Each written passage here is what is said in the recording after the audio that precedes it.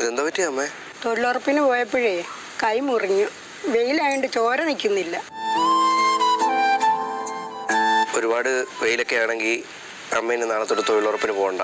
മോനെ, ഇപ്പൊ നാളെ തൊട്ട് നീ പണിക്ക്. ഞാൻ എന്തിനു പോകണം? ഞാൻ കൊച്ചാലും കൂടെ പമ്പി വിളിച്ചു വെച്ചിട്ടുണ്ട്. അമ്മ രാത്രി വരട്ടെ എന്ന്. വെയിലൊന്നുമില്ല കേട്ടോ, ധൈര്യമായിട്ട് വിട്ടു. സത്യം പറഞ്ഞാൽ ഇത് ഇവൾക്ക് ഇപ്പൊ കിട്ടിയ കഴിവല്ല. ഞാൻ പ്രസവിച്ച് 2 മാസം കഴിഞ്ഞ് കുറച്ചേരം നോക്കിയപ്പോ എന്റെ കുഞ്ഞിനെ കാണുന്നില്ല. എല്ലാവരും തിരഞ്ഞു നോക്കിയപ്പോ എന്താ, അവള് സിംഗപ്പൂർ പോയി നീന്തി തുടിച്ച് പാട്ട് പാടുന്നു. സ്വിമ്മിംഗ് പൂളാണേ ഉദ്ദേശിച്ചത്. സിംഗപ്പൂർ എന്താ സ്വിമ്മിംഗ് പൂൾ ഇല്ലേ? മിണ്ടാതിരി അവിടെ. പിന്നെ ഞാൻ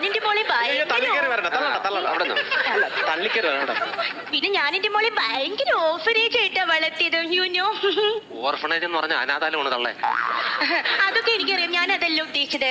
ഈ ഭയങ്കര ലാളിത്യമായി വളർത്തില്ലേ മോളെ, അതാണ് ഉദ്ദേശിച്ചത്. മലയാളം മതി കേട്ടോ. അന്ന് നിങ്ങൾക്ക് ഇംഗ്ലീഷ് അറിഞ്ഞൂടെ? നിങ്ങൾ ഇത്രയും വലിയ ചാനലുകാരില്ലേ? അല്ല, ഇംഗ്ലീഷ് അറിയാന്നുള്ളതുകൊണ്ടാ പറഞ്ഞു. ആണോ? നമുക്ക് പപ്പയെ വിളിക്കാം കേട്ടോ. കപ്പയൊക്കെ പാടത്തില്ലേ? ഡാഡിനെ വിളിക്കാം. ഓ daddy, you call me daddy. You know. എന്നെ തന്നെ ആലോചിച്ച് നോക്ക്.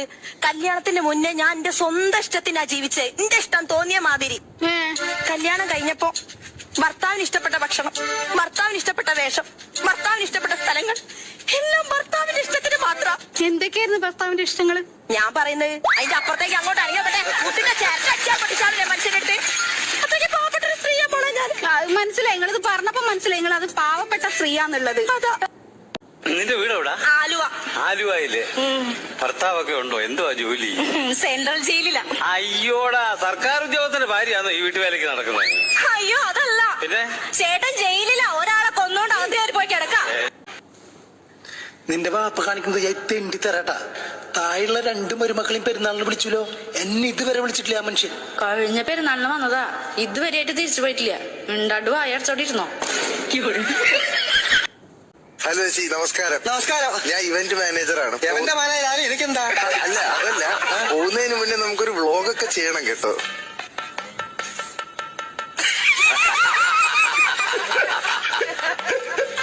ഞാനേ ഇതൊരു കല്യാണമുണ്ടോ, ഞാൻ മറുപടി ഞാൻ തിരഞ്ഞെടുത്തിട്ട ഞാന് കേട്ടോ. നീ സംസാരിക്കാതെ നീ. എടാ, കല്യാണം കഴിഞ്ഞ് 3-ാം മാസം എന്റെ ഭർത്താവ് തട്ടിപ്പോയി. ഞാൻ അങ്ങനെ ജീവിച്ചോളല്ലേ അവനെ.